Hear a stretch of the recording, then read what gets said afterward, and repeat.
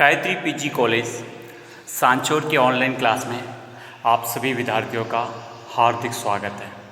नमस्कार प्रिय विद्यार्थियों, हम बीए फाइनल ईयर में हमारे राजनीति विज्ञान विषय के अंतर्गत पेपर अंतर्राष्ट्रीय संबंध से संबंधित हमारा आज का टॉपिक है सामूहिक सुरक्षा।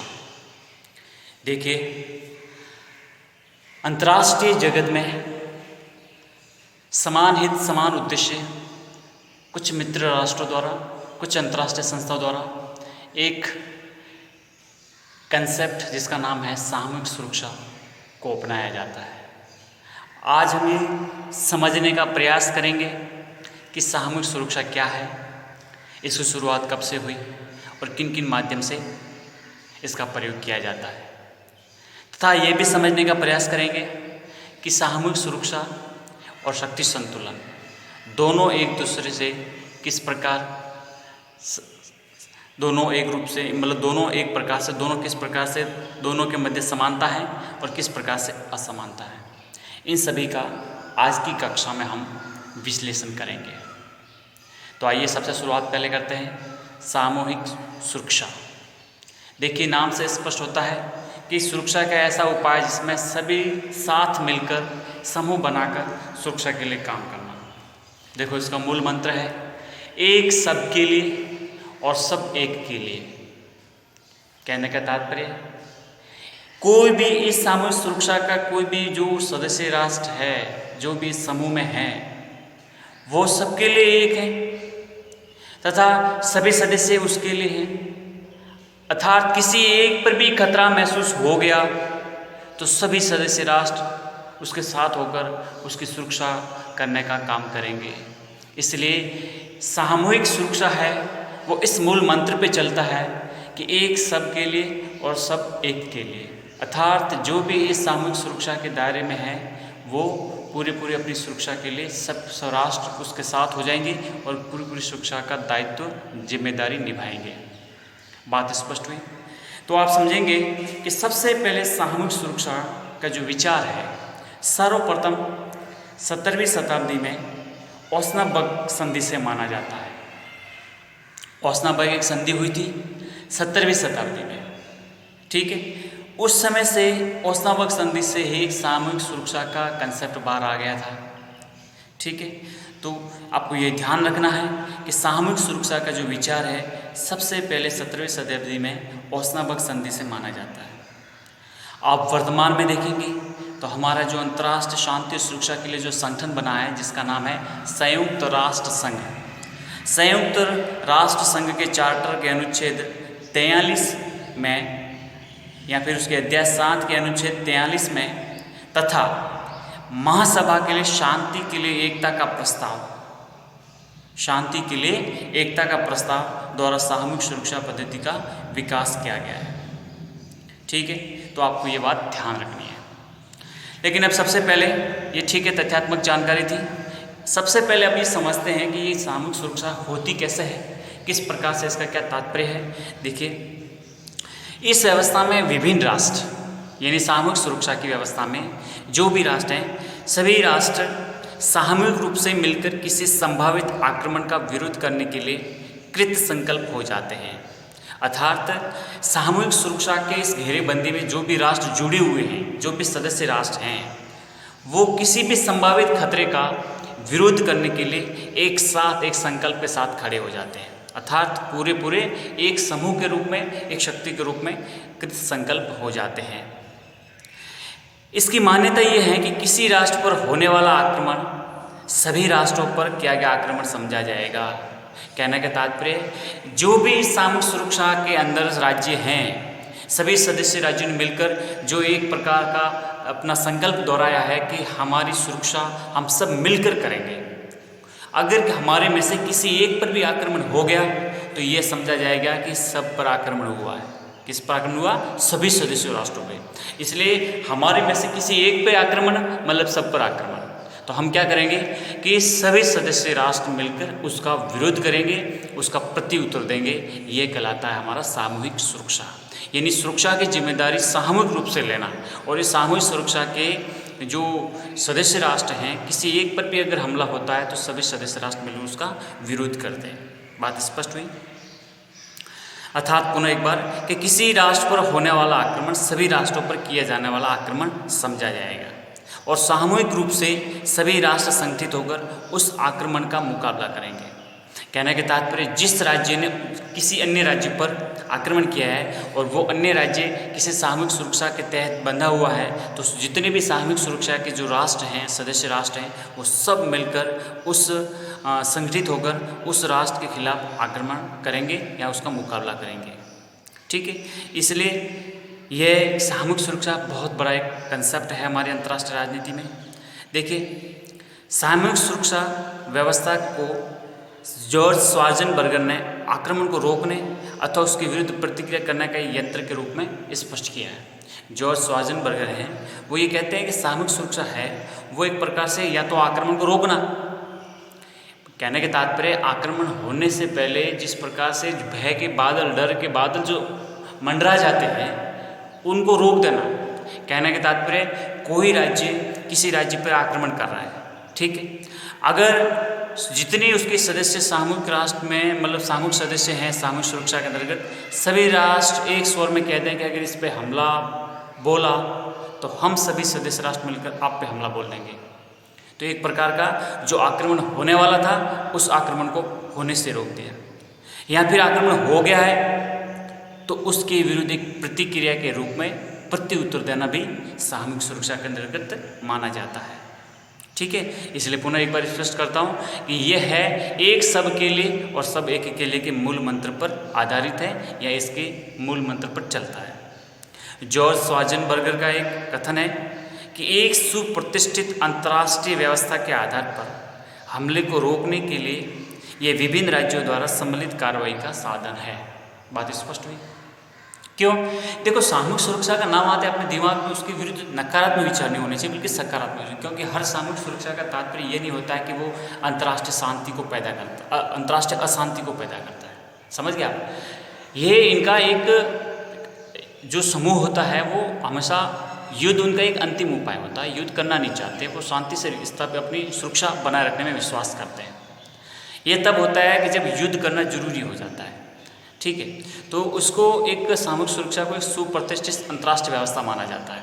ठीक है, इसके आधार पर जो काम किया जाता है वो तो है या तो हमले को रोकने के लिए, जो भी संभावित हमला है उसको रोकने के लिए जितने भी विभिन्न राज्य उसके साथ जुड़े हुए उनके द्वारा एक सामूहिक रूप से जो कार्रवाई की जाती है उसका एक साधन है।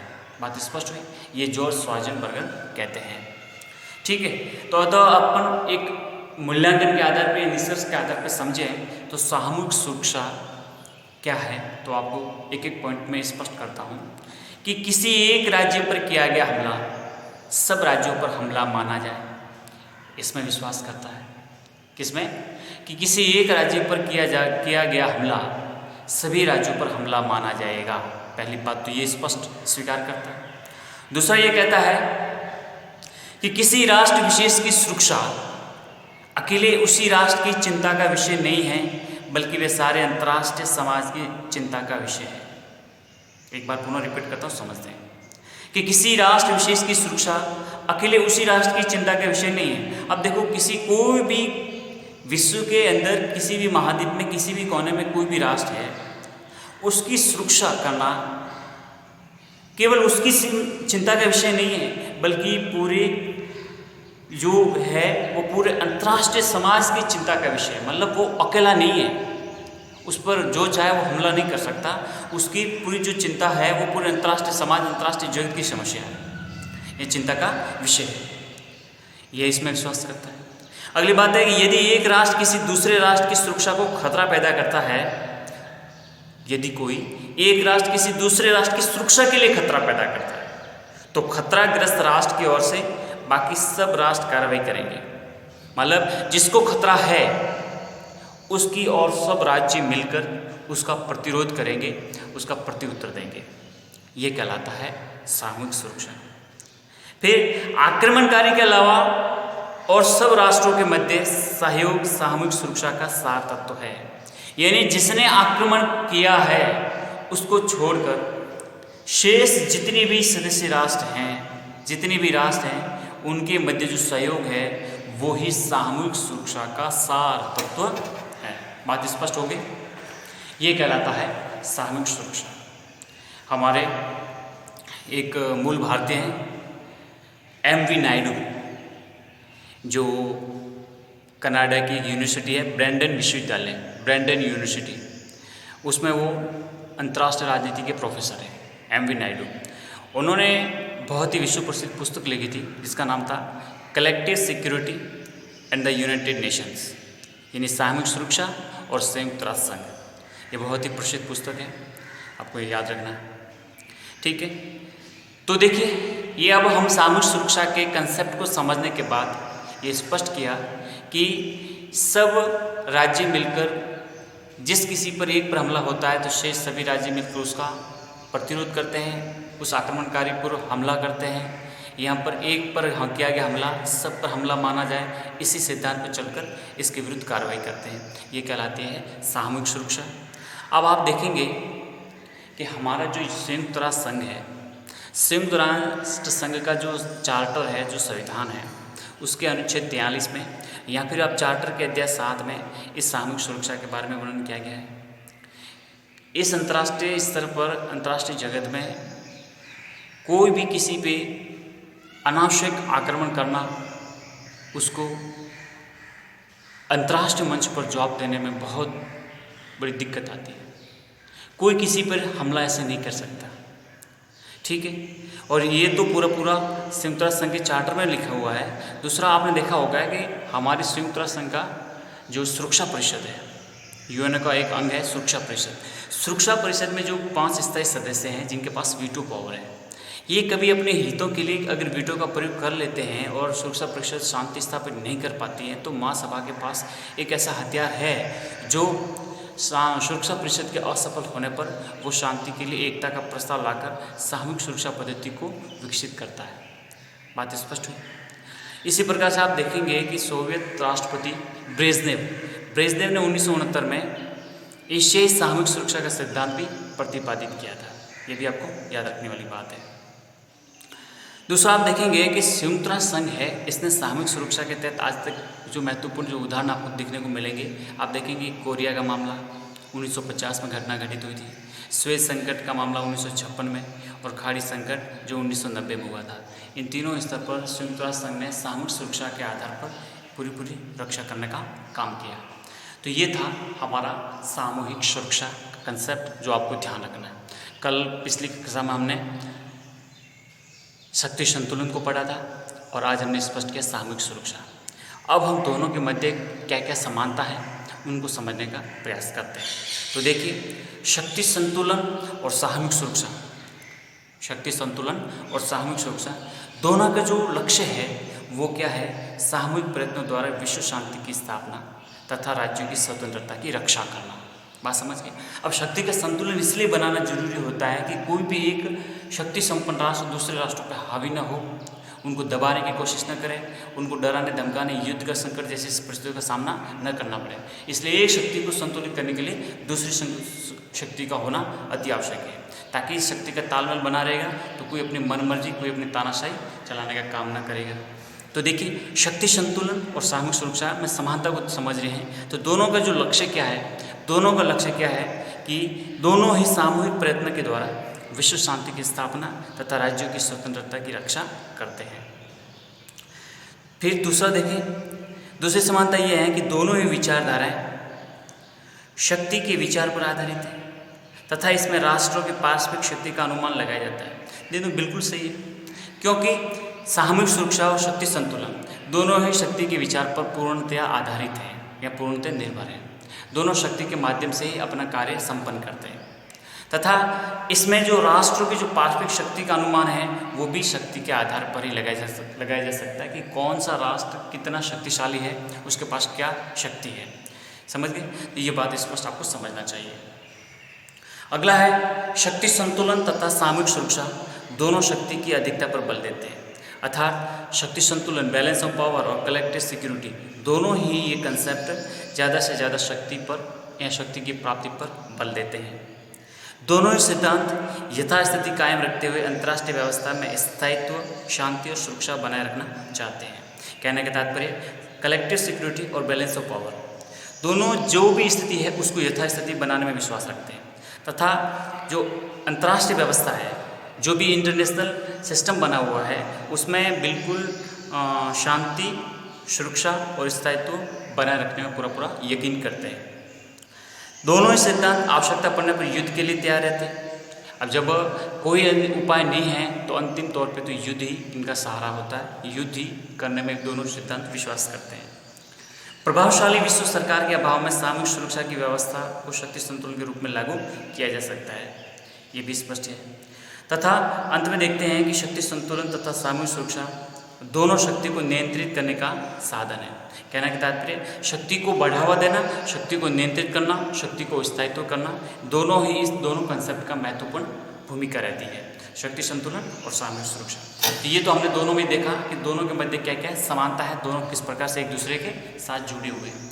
अब हम समझेंगे कि दोनों में क्या क्या अंतर है, दोनों में क्या डिफरेंस है, वो समझने का प्रयास करते हैं। तो देखिए, सबसे पहले मैं आपको स्पष्ट करता हूँ शक्ति संतुलन, शक्ति संतुलन और सामूहिक सुरक्षा। अब हम समझने का कोशिश कर रहे हैं कि दोनों किस प्रकार से भिन्न हैं। ठीक है, तो पहला अंतर देखते हैं कि शक्ति संतुलन व्यवस्था प्रतियोगी स्वरूप वाली संधियों के परिणाम स्वरूप स्थापित होती है।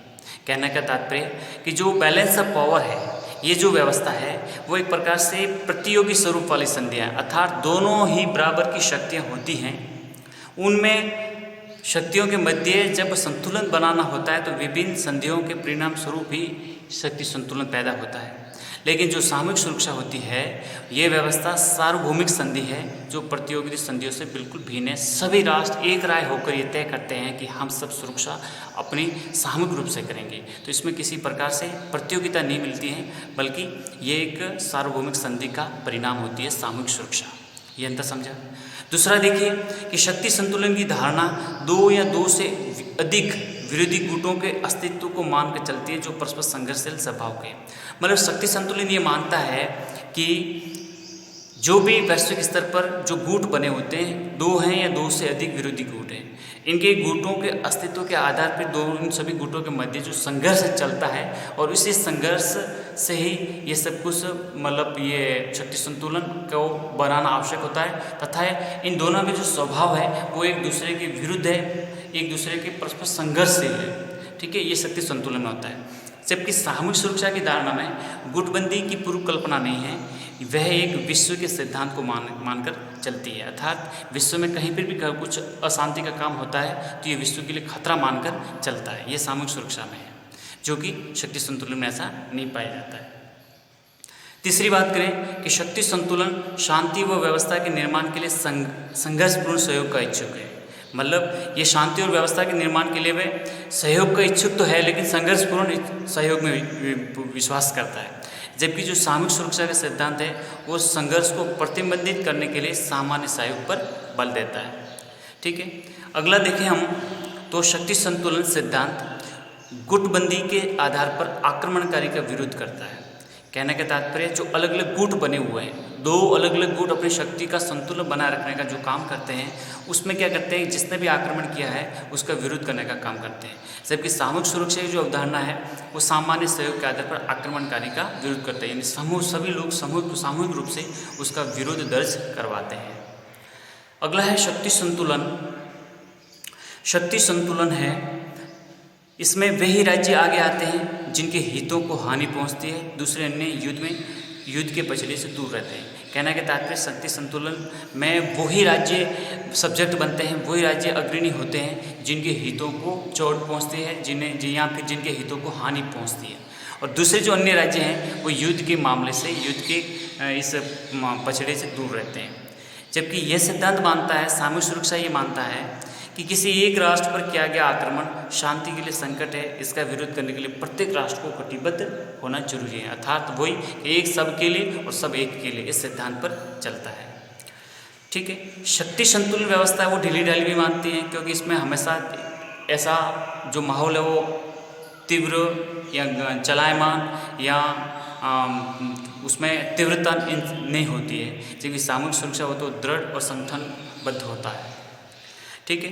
अगला जो अपन देखते हैं कि शक्ति संतुलन व्यवस्था है वो यथार्थवादी है तथा एक राष्ट्र को आक्रमण का विरोध करने के लिए केवल तभी सलाह देती है जब आक्रमण उसकी स्वयं की सुरक्षा के लिए घातक हो।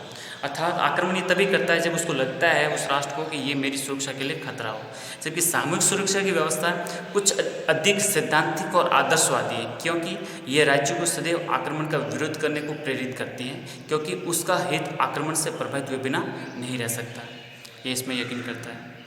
फिर अपन देखते हैं शक्ति संतुलन कि शक्ति संतुलन की व्यवस्था सकारात्मक है, क्योंकि इस व्यवस्था में राष्ट्र विचार, सिद्धांत, मान्यताओं और समान हितों की दृष्टि से मिलकर एक होते हैं।